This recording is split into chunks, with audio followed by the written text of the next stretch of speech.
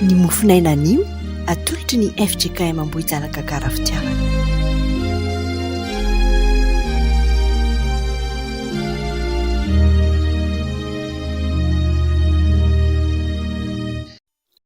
Miarabantsika rehetra amin'ny anaran'i Jesosy izay mpanaraka tsy tapaka izao fandarana eto amin'ny mofinaina. Eto amin'ny pejy Facebook ny FJKM Ambohijanaka Karafitiavana izao dia tononona amin'ny isan-tokantrano ny fiadanan'ny Tompo. Ho aminareo anie ny fiadanana dia ho tanteraka amintsika anie izany fiadanan'ny Tompo izany. Ny bokin'ny Apokalipsy toko 7 ny andininy 4:10 ka hatramin'ny 12:20 no anjara mofinainantsika androany izay fampizarantsika eto amin'ity anio ity. Ka mialohan'ny hamakiana ny teny dia mbola andeha hiaraka hivavaka tsika hametraka izao fotoana izao eo am-pelantanan'ny Tompo. Hivavaka tsika. Ry Andriamanitra rainay izay ny an-danitra, velom-pisaorana anao ny fomam-panahinay raha nomenao anay indray. Ity androany ity mbola ahafahanay miombom-bavaka eto mametraka ny fotoana rehetra eo am-pelantananao. Tsy hainay tsy hisaotranao Andriamanitra noho ny fitiavanao sy ny famindramponao, ny fahalehibiazanao sy ny fahambonianao. Andriamanitra itokoa ianao ary tsy misy ny tahaka anao. Misaotra sy mankasitraka, manome voninahitra anao izay ny amin'ny zavatra rehetra izay nomenao anay. Betsaka ny tsy takatry ny sainay nefa nataonao teo amin'ny fiainanay. Betsaka ny valim-bavaka izay nomenao anay, na dia tsy nangatahanay akory aza dia nomenao anay izany satria zanakao izay ary fantatrao ny mahasoa anay. Dia mankasitraka indrindra ary misaotra indrindra anao izay ny amin'izany fitiavanao tsy manam-paharoa izay omenao anay izany. Manoloana izany fitiavanao izany anefa dia mahatsiaro indrindra izay fa tsy tanteraka eo anatrehanao, fa matetika dia ny tianay ihany no nataonay, na dia fantatray aza fa ratsy izao dia mbola izany no mameno ny fiainanay. Mangataka indrindra aminao izay Jesosy manafanay amin'ireny, mangataka ny fanahinao masina izay mba hitary-dalananay, hampianatra anay ny marina rehetra ka mba tena handeha araka ny sitraponao izay. Mifona sy mangataka famelan-keloka aminao izay Jesosy amin'ireny ratsy vitanay rehetrarehetra ireny. Tao ny tsaroanay, tao izay tsy tsaroanay kanefa dia nampalahelo anao ireny. Mifona mangataka famelan-keloka izay ary amin'izao sisa izao dia mamindra fo aminay. Dia misaotra indrindra ny amin'ny famelan-keloka izay omenao anay, raisinay amin'ny fifaliana sy amin'ny finoana ireny mba ho voninahitra ho irery ihany. Ankehitriny ary raha ho vakiana aminay, ho toriana aminay ny teninao, dia mangataka indrindra izay ny fanahy masina hiasa ty anatinay, indrindra ho an'ny tenako izay tory izany ary indrindra ho an'ireo olonao izay andre izany dia mba tena hitoetra ho ampon'ny tsirairay ny fandrenesana ny teninao, tsy handalo fotsiny eo aminy izany fa tena hiainanay ary hivelomanay mandrakariva ny teninao. Dia ampitomboy ary ny finoanay mba azahoanay mandre izany teninao izany dia ho fiainanay ka hitondra fiainana be tabe ho anay tokoa ny fandrenesanay ny teninao. Dia avidy Jesosy manatrefeny izao fotoana izao fa ataonay ho voninahitry ny anaranao irery ihany izany. Dia amin'ny anaran'i Jesosy irery ihany no andrinay sy angatahanay izany vavaka izany. Misaotra indrindra raha eo. Amen. Apokalipsy toko 7 andininy 4:10 ka hatramin'ny 12:20 no vakiana amin'ny anaran'i Jesosy manao hoe: ary sorato amin'ny anjelin'ny fiangonana ny Laodikia, izao no lazain'ny Amen, dia ilay vavolombelona mahatoky sy marina izay ny andohany izao zavatra no arian'Andriamanitra izao. Fantatro ny asanao fa tsy mangatsiaka na mafana ianao. Aleo mangatsiaka na mafana ianao, fa satria matimaty ianao ka tsy mafana na mangatsiaka dia efa alohan'ny vavaka ianao. Fa hoy ianao, manan-karena sy efa niary fananana be aho ka tsy manan-java-mahory, ka ny tsy fantatrao fa ianao no ilay ory sy mahantra sy malahelo sy jambo ary mitanjaka. Dia manoro hevitra anao hividy amiko volamena voadio tamin'ny afo mba hanan-karena ianao, ary fitafiana fotsy ho tafianao mba tsy hisehon'ny henatrao noho ny fitanjahana, ary odi-maso ahosotrao ny masinao mba hiratanao. Izay rehetra tiako no anohariko sy faiziko, koa dia mahazo toy ianao ka mibeba. Indro efa mitsangana eo am-baravarana aho ka mandondona. Raha misy mihaino feo ka mamono varavarana dia hiditra ao aminy aho ka hiara-misakafo aminy ary izy amiko. izay maharesy dia avelako iara-mipetraka amiko eo ambony seza fiandrianako, dia tahaka ny nandreseko kosa sy ny arahako mipetraka amin'ny raiko eo ambony seza fiandranana, izay manan-tsofina aoka izy iaino izay lazain'ny fanahy amin'ny fiangonana. Amen. Ray masino, manamasinanay amin'ny fahamarinana, ny teninao no fahamarinana. Amen. Izao perikopy izao dia ambara indrindra ho teny miantefa amin'ny fiangonana tao Laodikia. Ireo fiangonana fito tany Azia Minora izay anoratana nefa dia ety milaza indrindra ny fiangonana manontolo mihitsy namakivaky ny vanim-potoana. Eto dia miavaka ny fanambaran'ny Tompo satria tena manasongadina izany ho fananarana izy ka ilazana fa izay rehetra tiako no anariko sy faiziko hoy izy araka ny 9:20. Asehoan'ny mofinaina ary fa matoa manatona ny Tompo dia satria voalohany fantansika sy ny fahadiso-kevintsika, ny faharoa dia hoe tianysika mba iombim-pandresena aminy. Amen. Dia mbola ho ampitomboina ho amintsika anie ny fahasoavana sy ny fitiavana avy amin'Andriamanitra Ray sy Jesosy Kristy Tompontsika, ary ho amintsika ny fitarihany fanahy masina. Dia ho jerentsika voalohany hoe matoa mananatra ny Tompo dia fantansika sy ny fahadiso-kevintsika. Matoa mananatra ny Tompo dia fantansika sy ny fahadiso-kevintsika. Izao no lazainy amen, dia ilay vavolombelona mahatoky sy marina izay nandohany izao zavatra noharian'Andriamanitra izao, arak'izay hitantsika eo amin'ny 4:20. Ny azo ambara dia azo antoka, voamarina tsara, mitombina tsara, azo ianteran-tanteraka ny teny hoe amen. Jesosy Kristy no nahatanteraka ny teny fikasan'Andriamanitra rehetra, azo iankinana sy anteherana izy. Ny vavolombelona kosa dia samy mijoro manambara ny zava-misy marina izay hitany, ny ainany, natrehany, ka samy maty mijoro amin'izany fahamarinana izany na dia haningotra ny ainy aza. Izany dia ny ainan'i Jesosy ara-baka teny, ny maha-martiora azy. Ny eo amin'ny 5:20 sy ny 6:20 dia hoy izy hoe fantatro ny asanao fa tsy mangatsiaka na mafana ianao.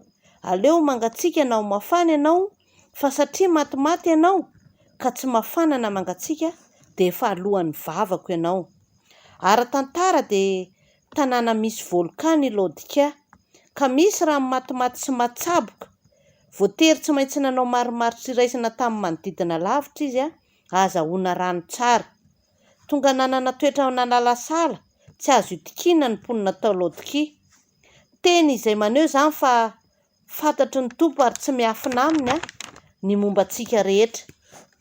Ao amin'ny fiangonana dia misy tokoa izany tsy mangatsiaka tsy mafana izany eo amin'ny fanarahana ny Tompo. Ohatra amin'izany ny fankanesana aty am-piangonana dia lasa zary fahazarana fotsiny ihany, fa indraindray dia tsy mifantoka amin'izay atao aty am-piangonana. Te handeha dia mandeha, dia te hijanona dia mijanona, tsy manao lahara-pahamehana ny fifandraisana amin'ny Tompo, hany ka tsy tena miorina tsara fa mivadibadika eo ihany, ka sady tsy mangatsiaka no tsy mafana. Toy izany ny toetrantsika ankehitriny, ary tsy izay momba ny olona fotsiny ihany aza ny fantana, fa hatramin'ny fahadiso-keviny mihitsy. Toy izay aseho an'ireo fanambarana eo amin'ny 7:20 manao hoe fa hoy ianao manan-karena sy efa niary fananana be aho ka tsy manan-java-mahory, kanjo tsy fantany fa ianao n'ilay ory sy mahantra sy malahelo sy jamba ary mitanjaka. Ny zava-misy dia tena mampaharikoriko ny Tompo ny tsy maharototra akory ty fiangonana ity. Tena miopampana ny fahatrany ara-panahy ary mevy tena ho tena zavatra tokoa izy ireo, kanefa dia inona loatra hoy ianao ny fahotana lehibe vitan'ireto kristianina tao Laodikia reto, ka nanahatonga ny Kristy laza fa alohan'ny vavako izy ireo. Tsy dia hoe zavatra ataony na saintsainy ny fahotany raha vakiana ny lahatsoratra, fa izay manamarika azy ireo dia izy tsy mba rototra akory, fa faly amin'ny toerana misy azy, tsy fantany fa fadiran'ovana, mahonena, mahantra ary miboridana izy ireo. Lesona tokony ho tsoahantsika izany ry havana fa sao variana ny amin'izao fiainana mandalo izao isika, ka manankina ny amin'izay hita amin'ny maso, fa hoy ny tenin'Andriamanitra hoe raha amin'izao fiainana izao ihany no anantenantsika ny Kristy dia mahantra indrindra noho ny olona rehetra isika. Ny eo amin'ny 9:20 dia hoy ny fivaky-ny teny, dia manoro hevitra anao aho hividy amiko volamena voadio tamin'ny afo mba hanakarena ianao, ary fitafiana fotsy ho tafianao mba tsy hisy ahon'ny enatrao noho ny fitanjahana, ary odi-maso ahositrao ny masinao mba hahiratanao. Nefa tena ho mpanan-karena tokoa sy efa niary fananana be ny mpino tao Laodika, ka nitondra fanitsiana mazava manoloan'izany Jesosy. Tanàna nandroso tamin'ny lafiny rehetra i Laodika, naharatsaina sy fahalalana, na lafiny ara-toe-karena, ka niavina sy nevy-tena ho zavatra ny olona tao. Nireharea fatratra noho ny heriny sy ny fandrosoany tokoa mantsy izy ireo, indrindra ny fananana ny sekoly fitsaboana sy ny fananana n'ilay menaka fanositra amin'ny maso izay malaza eran-tany. Menaka tao amin'ny maso izy io mba hahiratanao arak'izay voalaza eo amin'ny 9:20. Tandremo ary ny metehitra amin'ny vola aman-karena, na mihevitra ho manan-katao na ny fahaizana mampalalana, fa ny fianterana amin'ny arena tsy mateza mety loha, fa Jesosy irery ihany no arena tsy mamitaka. Fa ny faharoa dia hoe matoa mananatra ny Tompo dia tiany isika mba io Mandresena aminy. Arak'izay voalaza teo ambony rehetra izay no antony fananarana. Matoa mananatra ny Tompo dia satria fantany sika sy ny fahadisoka-hevitsika. Eny fantany hoe lalana makaiza no izorantsika, eo amin'izay indrindra no androany hevitra antsika hiverina aminy. Fa io izy eo amin'ny 9:20 hoe izay rehetra tiako no anariko sy faiziko, koa dia mahazo toa ianao ka mibeba. Matoa mananatra ny Tompo ry havana dia satria tiany isika. Raha tsy tiany tokoa mantsy isika dia navelana ho very amin'ny fahadisoka-hevitsika ihany isika, fa ny fitiavany no mbola nanarany antsika mandraka ankehitriny, satria tsy tiany hisy ho very isika na dia iray aza. Eny tiany mba io Mandresena aminy tokoa isika amin'ny mahazanany antsika. Misy ilay fitenenana hoe ny zanaka tiana no anarina. Izany dia mba hananana ho zanaka endry, mba olom-banona, hitondra tena tsara eo amin'ny fiainana. Izany ny tanjona ho antsika ray aman-dreny. Koa mibeba ary enoy ny feon'ny Tompo ary arao ny teniny. Ampandrosoa izy fa efa mandondona eo am-baravaran'ny fonao. Ho indrindra izy eo amin'ny 9:20 izay maharesy dia avelako hiara-mipetraka amiko eo ambonin'ny seza fiandrianana, dia tahaka ny nandreseko kosa sy ny niarahako nipetraka amin'ny raika eo ambonin'ny seza fiandrianana.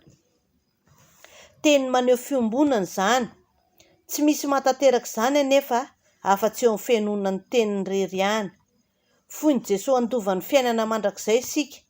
Tiantsika izy ka mananatra ary mitaona antsika mba hibebaka. Mampirisika antsika izy noho izany mba hikatsaka ny tena harenao aminy, ary koa fahadiovana sy fahitana ara-panahy. Mbola misy ny fanantenana ry havana, koa raroto ny fotoana hatsapahanao fa mandondona ho amponao ny Tompo. Ampandrosoa izy ary avelao hanjaka ao, fa hoy izy raha misy mihaino ny feoko dia hiditra ho aminy aho. Amen. Dia ho an'Andriamanitra irery ny voninahitra ho amintsika izany tenin'Andriamanitra izany. Amen.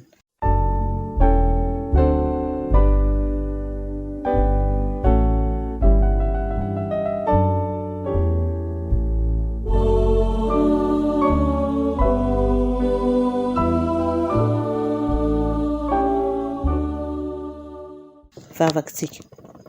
Andriamanitra ianao, misaotra indrindra anao izay ny amin'ny teninao, fa ny teninao dia mitondra fiainana be da be ho anay.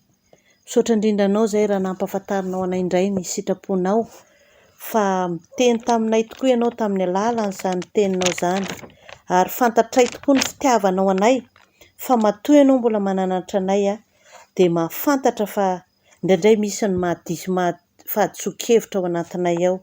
Matoa ianao mananatra dia fantatray fa mbola tianao izay ary te hiomby Mandresena aminao izay. Dia misaotra indrindra Jesosy fa fantatray tokoa ny lalana tokony hizoranay. kanefa dia mangataka indrindra fanahy masina trany izay mba hitari-dalana anay, hampianatra anay ny marina rehetra, hampianatra anay mba hitondra tena tsara eo amin'ny fiainana ka handeha araka ny sitraponao.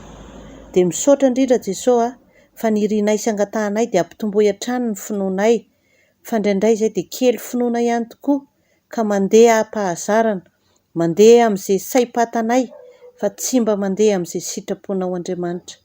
Dia apetraka feno am-pelantananao mandrakariva ny fiainanay na ny anio ny ampitsoen'ny mandrakizay anay. Ankehitriny ara Jesosy dia mametraka ny fiainanay eo am-pelantananao izay dia ianao no omba sy aro anay mandrakariva eo amin'ny asanay, ny fivelomanay, ny tokantranonay, ny ankohonanay. Tsy ho diso anjara izay ny amin'ny fiadananao. Ny fiadananao mananambiampy ane hitoetra mandrakariva ao anatin'ny tokantranonay ka mba ho tokantrano irian'olona fa tsy haniry olona ny tokantrano izay naorinay teo aminao. Apetraka feno am-pelantananao ny fiahinany, ankohonanay dia ianao ane no hanome saina endry azy ireo mba handehanana araka ny sitraponao. Mametraka feno ny fiainanay eo am-pelantananao izay na ny hohanina no sotroina ny tafiana dia ianao no anakinana izany rehetrarehetra izany fa satria zanakao izay ary mahafantatra ny mahasoanay ianao. Ankehitriny dia vavaka izay ho an'ireo manam-pahoriana na inona anarana iantsona ny fahoriana na ny tsy fisiana na ny olana ao anatin'ny tokantrano na ny fahoriana izay manjo ny olona Jesosy dia ianao ane no ampahery ny tsirairay avy mba hitraka mandrakariva ka hiazona anao Jesosy Kristy eo amin'ny fiainana ary tsy hiady reriny amin'izany fiainana izany fa hametraka izany eo potitry ny azo fijalianao fa ianao no tokony hiady ho anay amin'ireny rehetrarehetra ireny. Ao ny marary dia ianao koa ny mbola angatahanay hanasitrana izay rehetra marary na inona mety aretina mety manjo azy ireny dia ianao ny mbola hanasitrana ka ny tananao mahery no hitsotra amin'izy ireny hanasitrana sy hanala ny fanahitainana rehetra. Apetraka feno am-pelantananao ny vokatry ny sapana amin'ny tandrobatra dia ianao no hanome izay rehetra mahasoa an'ireo sampana velona ao anatin'ny fiangonan'ireo. Ny irianay sy angatahanay dia mba iray fo, iray saina, iray hevitra mandrakariva izy ireo amin'ny fampandrosoana ny fiangonanao. Dia tahio ny vokatra rehetra izay mbola ho tanterahana dia ianao ane no ameno ny banga rehetra amin'izay rehetra hoentimanana hiatrehana ny adidy maro samihafa. Dia ny tontolo andronay anio dia apetraka sahady eo am-pelantananao dia namiditra na mivoaka ny tokantranonay izay dia ianao no loha lalanay sy vodilalanay. Ianao no hanome anay izay rehetra mahasoa ny tena sy fanahinay ary izay rehetra tsy takatry ny sainay atao amin'ity anio ity fanahy masina ny mbola hitari-dalana anay ka hanolo-tsainanay, hampianatra anay izay rehetra tokony ho ataonay. Dia mahatoky sy mihitsy izay Jesosy fa miara-dalana aminay ianao mandritra ity tontolo andronay androany ity. Dia apetraka feno am-pelantananao izay rehetra mahasoa ny tena sy fanahinay, izay rehetra tsy voatononay teto nefa mahasoa anay fantatray fa mahay manao mihoatra noho izay nangatahanay ianao ka dia tanterao aminay araka ny ben'indra fonao nefa aoka ny sitraponao irery ihany koa no nefa nitanteraka fatsiny anay. Dia amin'ny anaran'i Jesosy no andrinay sy angatahanay izany vavaka izany ary sitraka hatrany ny mbola mamarana izany vavaka izany amin'ilay tsara nampianarinao manao hoe Rainay izany an-danitra, ho amasina ny venaranao, ho tonga ny fanjakanao, atao any sitraponao, izay-tamtariny any an-danitra, mioanay mihitsy ny saso aminay, ary mamelany elikay, tahaka ny amelany izay elika taminay, ary azatotranay amin'ny fakapana, fa manafanay amin'ny ratsy, manao fanjakana sy ny hery, ary amin'ny voninahitra mandrakizay. Amen. Raiso amin'ny finoana ary ny tsodrano izay atolotra anareo amin'ny anaran'ny Tompo manao hoe Andriamanitra ny fiadanana izay nitondra ny Jesosy Tompontsika mpiandro olo lehibe hiala amin'ny maty, tondra ny rano fanekena mandrakizay.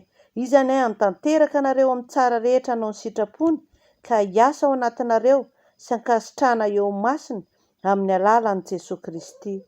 Amen. Dia ho an'Andriamanitra rery ny voninahitra. Amin'ny anaran'ny Ray sy ny Zanaka ary ny fanahy masina. Amen.